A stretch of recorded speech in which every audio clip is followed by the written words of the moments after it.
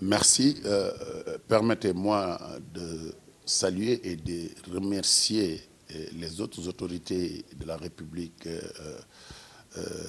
du Maroc, en commençant par Sa Majesté le roi Mohamed VI, que Dieu le garde le plus longtemps, le gouvernement, l'Assemblée nationale, mais aussi la Chambre de commerce de Fès-Meknès, qui organise ce forum économique en partenariat bien évidemment avec la CPC-CAF, dont je suis membre. Cette dynamique de coopération entre les chambres consulaires depuis des décennies et qui suit son bonhomme de chemin. Aujourd'hui, en ma qualité de président du Parlement de la Communauté économique des États de l'Afrique de l'Ouest, nous travaillons dans des modules opérationnels en partenariat ou bien sous l'égide de la conférence des chefs d'État et de la conférence du Conseil des ministres de la CEDEAO pour harmoniser les politiques économiques au niveau de notre sous-région. Mais pour faire de la CEDEAO une sous-région engagée, mobilisée, qui parle d'une même voix. Ça veut dire quoi? C'est l'intégration. L'intégration, c'est dans tous les domaines. C'est le passage des frontières issues de la balkanisation à une frontière unique.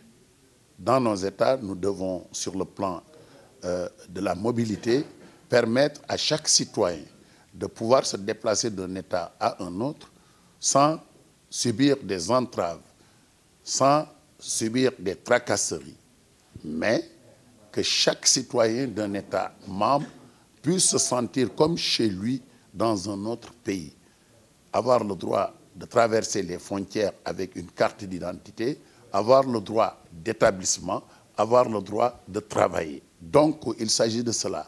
Si nous parvenions à harmoniser nos positions jusqu'à ce que nous réussissions cet objectif essentiel qui va dans le sens d'avoir une communauté de 320 millions rassemblée autour d'un objectif de développement. Oui, vous avez parlé dans ce forum des partenariats innovants. C'est bien, je l'ai dit hier. Mais l'innovation, c'est aller dans le sens d'abandonner les mauvaises pratiques anciennes et de s'installer dans une dynamique de créer des opportunités nouvelles qui vont dans le sens de booster cette coopération entre les acteurs.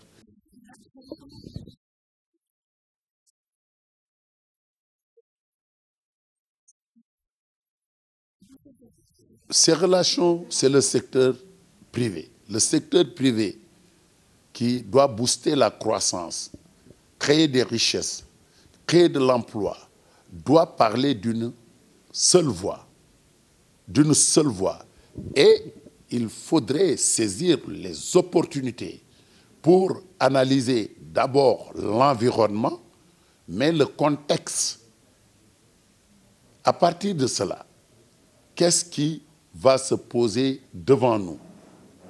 Il y aura bien évidemment les défis, les enjeux et les attentes. Mais nous ne pourrons mettre en œuvre cela que si nous parlons d'une même voix au niveau de cette coopération consulaire entre le Nord et le Sud, parce que c'est les chambres de commerce francophones africaines, mais aussi, il ne faut pas oublier que l'essentiel des politiques est défini par les gouvernements. Donc, il y aura une harmonisation des positions entre le secteur privé et les gouvernements qui définissent les politiques. Mais tant que les politiques ne seront pas axées sur des politiques de développement comme l'agriculture, comme la pêche, comme l'élevage et l'artisanat, je pense qu'il n'y aura pas une croissance forte, durable, mais une croissance au bénéfice des consommateurs. Parce que c'est ça le grand problème. Et le défi de l'heure, c'est d'abandonner, comme je l'ai dit, la littérature, d'abandonner la poésie et de se focaliser et de se centraliser nos actions sur le développement inclusif pour avoir un développement durable.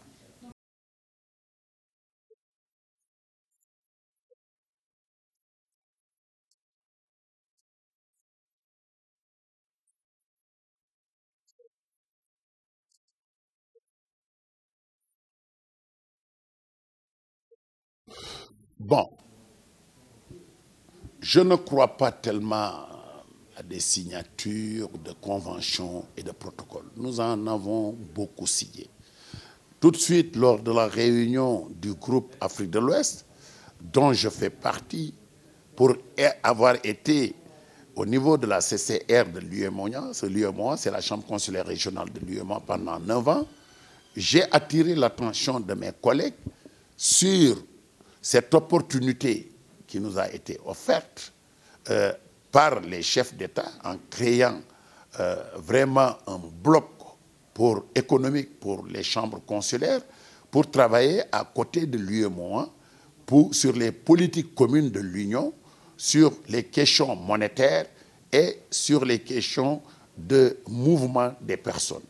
Mais je leur ai rappelé que depuis moi j'ai quitté il y a quelques années, je pense 4-5 ans, on ne suit plus, mais en tant que président de chambre de commerce, parce que je préside une chambre de commerce de la région de Diourbel, nous devrions avoir les suites réservées au programme que nous avions déroulé et les projections pour ce qu'ils sont en train de faire.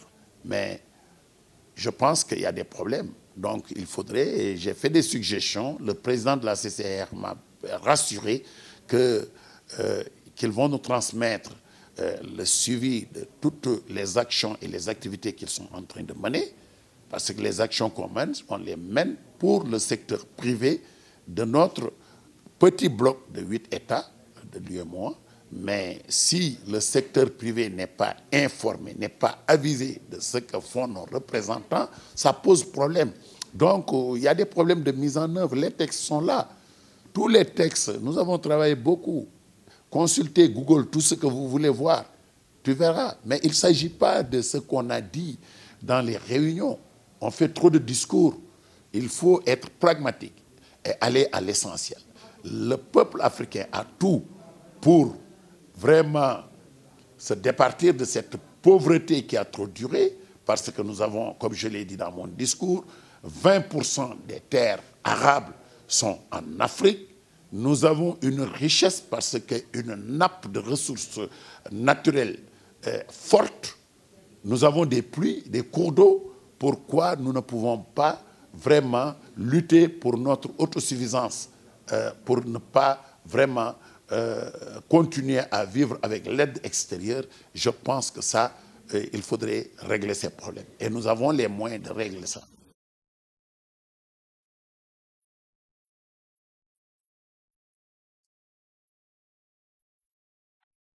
Oui, je suis très content et vraiment, j'ai participé à plusieurs des milliers de forums au niveau national, mais je sais qu'il y a une très belle organisation. Et vraiment, je félicite les autorités de la région, mais au niveau national, le chef du gouvernement, le Conseil économique et social, les parlementaires et la société civile, mais aussi les élus locaux qui ont été invités et qui ont partagé ces moments intenses de réflexion. Et j'ai vu d'éminentes personnalités, qui sont même des experts, qui ont exposé leur savoir-faire, qui ont fait des discours à la dimension des attentes de ceux qui sont venus, et on a appris beaucoup de choses. Je voudrais que de tels forums puissent en tout cas se faire ici et ailleurs pour qu'on puisse voir comment nous pouvons faire pour harmoniser nos positions qui iront dans le sens de répondre à la demande forte des populations. C'est une demande sociale forte. Les populations veulent la richesse, veulent manger, veulent des habitations de qualité. Ils veulent des infrastructures de dernière génération.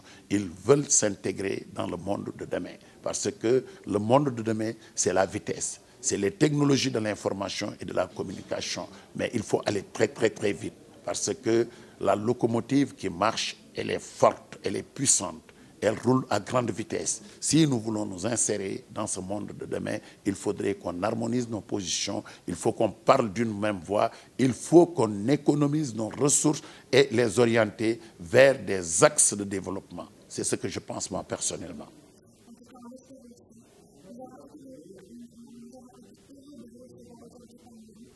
Merci. Je suis très content moi aussi parce que les Marocains, c'est mes amis. Je participe à tous les débats qui se passent ici au Maroc et je suis très content et fier d'être parmi vous.